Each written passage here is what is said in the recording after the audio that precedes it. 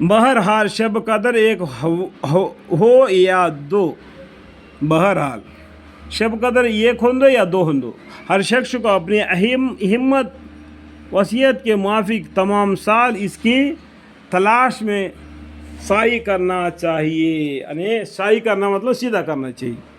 तो साई करना ये हज के अंदर भी आता है, सही करो, यानी सफ़ा और मरवा के बीच में सही करो, मतलब क्या है, उसमें दौड़ना। तो यहाँ पर सही करने का मतलब क्या है कि पूरे साल के रातों में उसको सही करो, कोशिश करो। हो सके तो रमज़ान में फिर तजवीज़ करना चाहिए। अगर एक भी मुश्किल हो तो अशरा आखिर को गनीमत समझना चाहिए। उतना भी ना हो सके तो अशरा आखिर के ताक रातों को हाथ से ना देना चाहिए। और अगर खुदा ना कोस्त ये भी ना हो सके तो 27वीं शब को तो बहरहाल गनीमत बारदा समझना ही चाहिए। देखो मैंने पहले ही बताया दिया, कम से कम 27 की रात को जागे तो हमारी उम्र के हिसाब से अगर 1-2 रात, अगर 27 रात को शब कदर होती तो हमारे नसीब हो जाए तो हमारा बेड़ा पार हो जाए।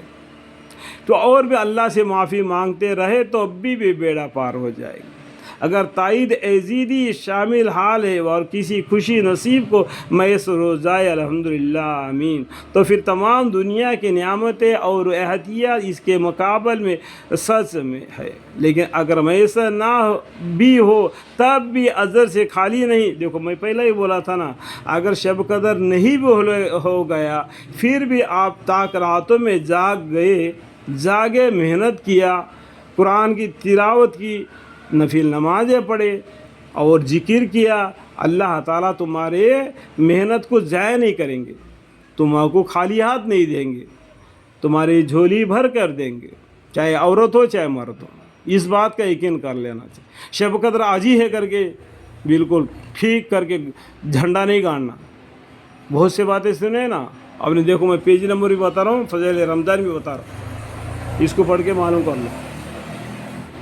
बलखसूस मगरिब और इशा के नमाज जमात से मस्जिद में अदा करने का एहतमाम तो हर शख्स को तमाम साल बहुत ही ज़रूर होना चाहिए कि अगर खुशी किस्मती से शब कदर की रात में ये नमाज जमात से मैसर हो जाए तो किसी कदर बजमात नमाजों का सवाब मिले। अल्लाह का किसी कदर बड़ा इनाम है कि किसी दीनी काम में कोशिश की जाए तो कामयाबी ना होने की सूरत में भी इसको कोशिश का अजर ज़रूर मिलता है। यानी पूरे साल में फजर की नमाज और इशा की नमाज जमात के साथ पढ़ने से अगर उस साल के अंदर उस रात में अगर शब कदर है तो उस रात में इशा और फजर की नमाज का सवाब मिल जाएगा। कहने का मतलब समझ गया।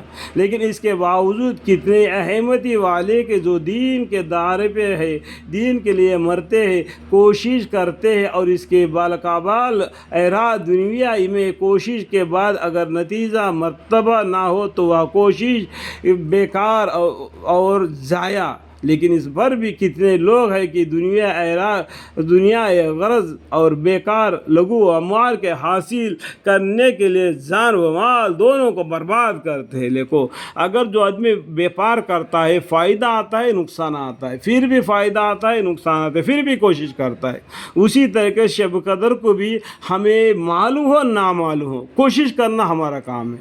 फ़ायदा हो या ना हो, जिस तरीके से तुम व्यापार करता है फ़ायदा हो ना हो, ऐसी तरीके से दीन के लिए भी कोशिश करना है कि ये सवाब हो या ना सवाब हो, देने वाला अल्लाह है। जिस तरीके से तेरा नीयत होगा उस तरीके से अल्लाह की भी देन होगा। दिमाग के अंदर जो याद रख लेना चाहिए कि पूरा तवज्जो अल्लाह के ऊपर छोड़ दे, अल्लाह ताला देने वाले हैं, तो गुमान नहीं रखना, कहने का मतलब ठीक है। बीन तवाक रो जकाजा सब तकबी जाल, ये हरफी एक लफ्ज़ है, इनका मानी तो मुझे मालूम नहीं, पढ़ने भी नहीं आ रहा है मेरे को।